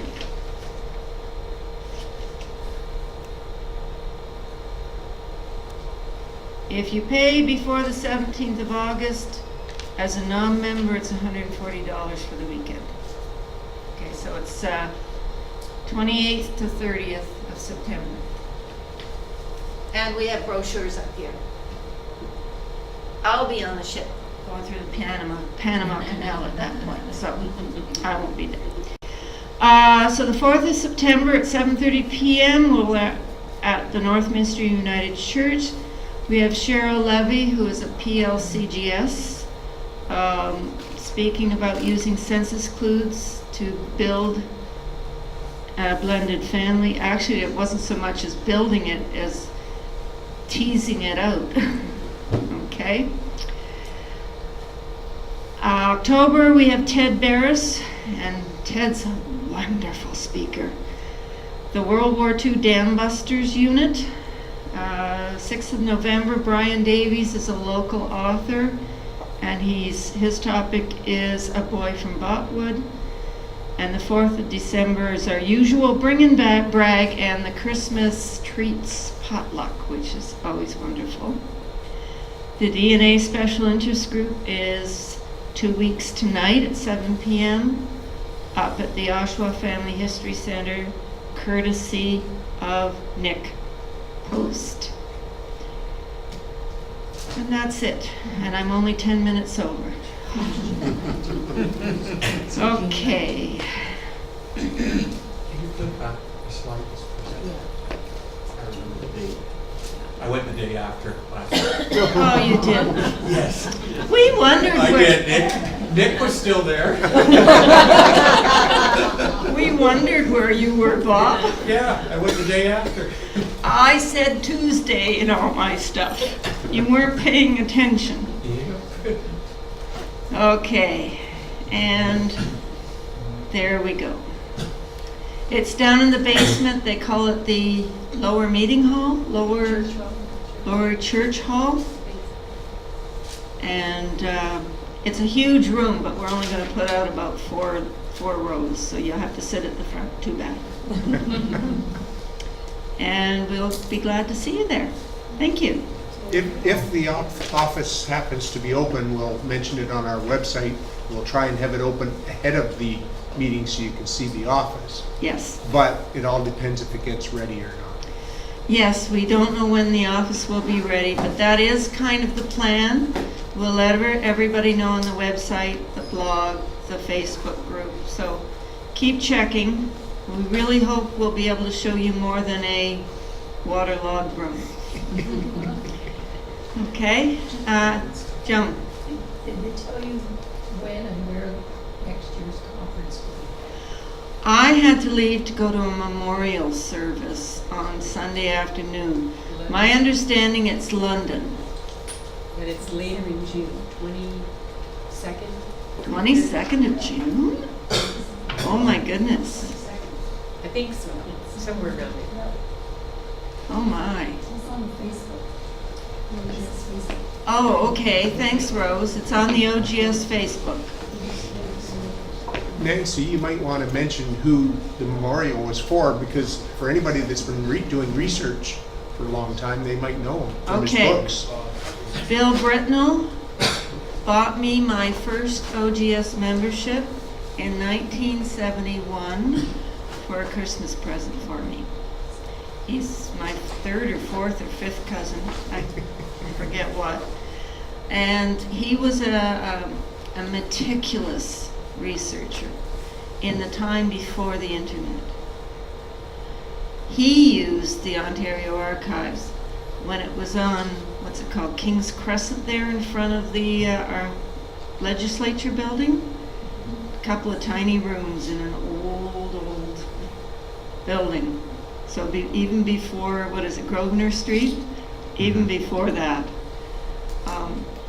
Grenville? Grenville Street, thank you, yeah. And he's the one who taught me how to do research. He'd stop every Sunday evening when I was in residence, and we'd chat about family for about an hour, and he'd take off in his sports car for Sault Ste. Marie, where he worked as a forester in the microbiology lab. And I bet you he probably did more looking at microfilm under his microscope than he did specimens. He was a Quaker family. He knew them all. He went around and recorded all the cemeteries in the 70s. If you go online, I'll bet you dollars to donuts, you'll find an old rural cemetery in central Ontario that was recorded by Bill. I know the one in Quaker Hill is on the internet. And precise, everything was precise. But unfortunately, he died in a house fire in February. What was his name again? Bill Britnell. And so he was on the cemetery board for the Sharon burying ground, close to where the Sharon Temple is, up in Sharon, Ontario, East Gwillimbury Township. It was a spin-off splinter of the Quakers called the Children of Peace. But he was on the board. Apparently I was listening to stories. Other people got up and spoke about their memories of him. They have a Bill Britnell table. Whenever he came, he was secretary. He'd take the minutes. He had to have this one particular table that he sat at. And if there were cats in the rooms, he always put the cats in the minutes too. I can just see him doing it. The last little while since he retired, he's been doing a lot of work at St. James Cemetery, the Anglican cemetery downtown Toronto, the big cathedral. All their little index cards of the burial plots were going slowly into the computer. I think he was not that computer literate, but if somebody came and wanted to find their family plot, I heard he would escort them right out and he'd tell them the whole story and all the story of every stone on the way to that plot. And when they came back, he had 5 pages of family information for them that he would have done research in the meantime if they came back, you know, like a week later or something like that. He Were would his have records researched. lost in this fire? I have no idea. I'm afraid to ask. There is some problem in that they're trying to find a close relative to accept the duty of being executor of his estate. And there are first cousins on the Britnell side, apparently. So, I really don't know what's left. Had a 2-hour chat with Audrey Gilchrist a week and a half ago. And there's something you still don't know? Well, I know all sorts of stuff. But I was afraid to ask that one because I figured that would take another hour and a half. Oh dear, Audrey. Audrey's a delight. This is Brian Gilchrist's mother. And Brian always came out every June and did our big meeting in June. So they were very good friends, Bill and Brian. So, and Just mention the workshop before we go. I did. Want to just remind people to pick up the. Oh yes, we come and pick up a bookmark with the details about our workshop, which is in 2.5 weeks. But you must please let us know you're coming by this Friday, Sunday at the very latest, because we have to give the UCW, the United Church Women, not the other one, the numbers for the lunch, okay? If you register after, well, let's say Sunday the 10th, we can't guarantee you'll get lunch. It's possible. I mean, we intend to order a couple extra, but anyway. It's just that Anne has this, I don't know why she's going to it, this wedding her son is having or something like that about Thursday. So, you know, if you don't get an answer right away, don't worry.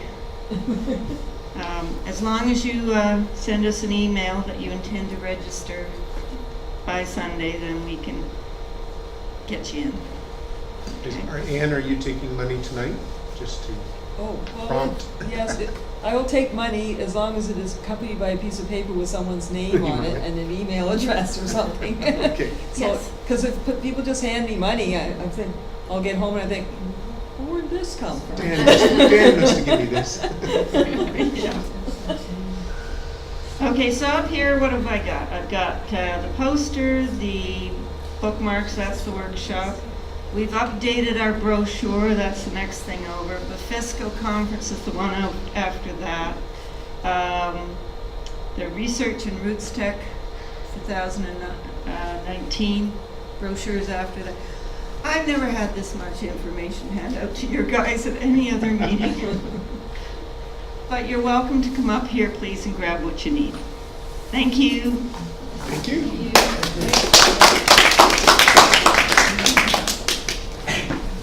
Yeah, there's everybody there.